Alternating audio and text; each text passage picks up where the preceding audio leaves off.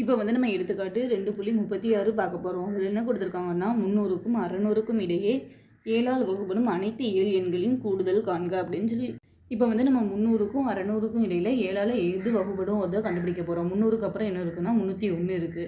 அது வந்து 7ஆல் வகுப்படும் அப்படின்னா வந்து 7ஆல் வகுக்கும்போது வந்து 0 கிடைக்கணும். இப்போ வந்து நம்ம 301 வந்து 7ஆல் வகுக்க போகிறோம். அது வந்து 4 28. இப்போ மிச்சம் 2 இருக்கும்.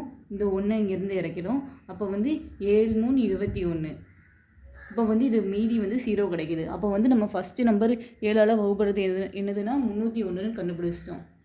அடுத்தது வந்து ரெண்டாவது நம்பர் என்னது 7ஆல் வகுப்படும்னா இந்த 301 கூட 7 கூட்டினா என்ன வரும் 308 கடை வரும். அதே மாதிரி 7ஆல் வகுப்படுற நம்பர் போயிட்டே இருக்கும். அதுக்கப்புறம் வந்து 600க்கும் இடையில் 7ஆல் வகுப்படும் அனைத்து இயல் எண்களின் கூடுதலை காண்கன்னு தானே கேட்டிருக்காங்க. அப்போ 600க்கு முன்னாடி எது 7ஆல் வகுப்படும் அப்படிங்கிறத நம்ம இப்போ வந்து கண்டுபிடிக்க போகிறோம். இப்போ வந்து 600க்கு முன்னாடி என்னது இருக்குது 599 இருக்கா, அதை வந்து நம்ம 7ஆல் வகுக்க போகிறோம். இப்போ வந்து 59ல் எத்தனை வாட்டி 7 இருக்குது 8 56.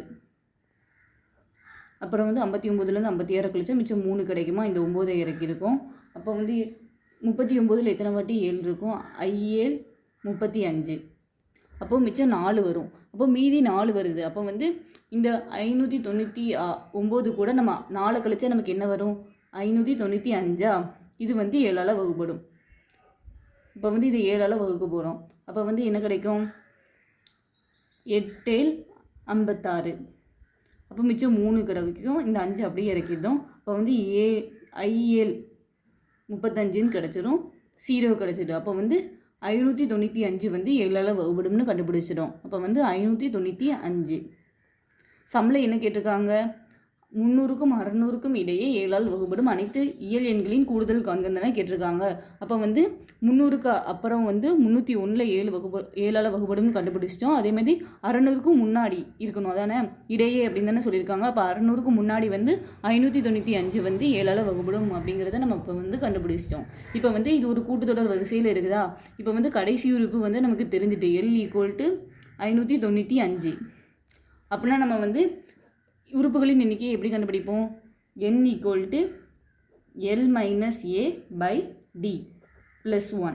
இது வந்து கடைசி உறுப்பு தெரிஞ்சால் வந்து நம்ம வந்து உறுப்புகளின் எண்ணிக்கையை கண்டுபிடிக்கிறதுக்கு யூஸ் பண்ணுற ஃபார்முலா. இப்போ வந்து A அப்படிங்கிறது வந்து முதல் உறுப்பு. அப்போ வந்து முதல் உறுப்பு என்னது 301. அதுக்கிட்ட வந்து D அப்படிங்கிறது வந்து ரெண்டாவது உறுப்பை முதல் உறுப்புலேருந்து கழிச்சா வர ஆன்சர். அப்போ ரெண்டாவது உறுப்பு என்னது 308. அதுலேருந்து நம்ம வந்து 301 கழிச்சா நமக்கு வந்து 7 வருது. அதுதான் வந்து D பொது வித்தியாசம். இப்போ வந்து இதை சப்ஜெக்ட் பண்ண போகிறோம். n = L இருக்கிற இடத்துல வந்து 595 போட்டுக்கிறோம். - A இருக்கிற இடத்துல வந்து 301 போட்டுக்கிறோம். D இருக்கிற இடத்துல வந்து 7 போட்டுக்கிறோம். +1. இப்போ வந்து 595லேருந்து 301 கழிச்சா நமக்கு என்ன கிடைக்கும்னா 294. இங்கே கீழே இருக்கிற 7 அப்படியே இருக்குதும், இங்கே வந்து +1 அப்படியே இருக்குது. இப்போ வந்து இதை 7ஆல் நம்ம வகுக்க போகிறோம். வகுத்தா நமக்கு என்ன கிடைக்கும் 1 7. அதேமாதிரி மேலே வகுக்கும் 4 28. மிச்சம் 1 இருக்குமா 7 14. அப்போ வந்து 42ன்னு கிடைக்கும். இங்கே வெளியே 1 இருக்குதா. அப்போ வந்து 42 + 1 = 43. அப்போ வந்து n = 43 அப்படின்றத நம்ம இப்போ வந்து கண்டுபிடிச்சிட்டோம். நமக்கு வந்து கடைசி உறுப்பு என்னன்னு தெரிஞ்சால் வந்து அதாவது இது சம்பளம் என்ன கேட்டிருக்காங்க அனைத்து இயல் எண்களின் கூடுதல் காண்கன்னு தானே கேட்டிருக்காங்க. இப்போ வந்து நமக்கு லாஸ்ட் உறுப்பும் தெரியும், எத்தனை உறுப்புகளின் எண்ணிக்கைன்னு தெரியும். அப்போ வந்து என்ன ஃபார்முலாவை யூஸ் பண்ணி வந்து உறுப்புகளின் கூடுதல் கண்டுபிடிப்போம் Sn = n/2 A + L. அப்போ வந்து n வந்து நம்ம 43ன்னு கண்டுபிடிச்சிட்டோமா 43/2. A வந்து என்னது 301ன்னு கண்டுபிடிச்சிட்டோமா 301 ப்ளஸ் லாஸ்ட் உறுப்பு என்னன்னு கண்டுபிடிச்சோம் 595. 595. இப்போ வந்து 43/2 அப்படியே இருக்கும்.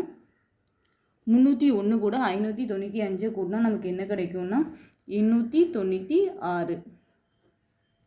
இப்போ வந்து இது ரெண்டையும் 896 வகுக்க முடியுமா 1 2 2 இங்கே மேலே 4 2 8. இதில் 4 2 8 மிச்சம் 1 இருக்கும். 8 2 16.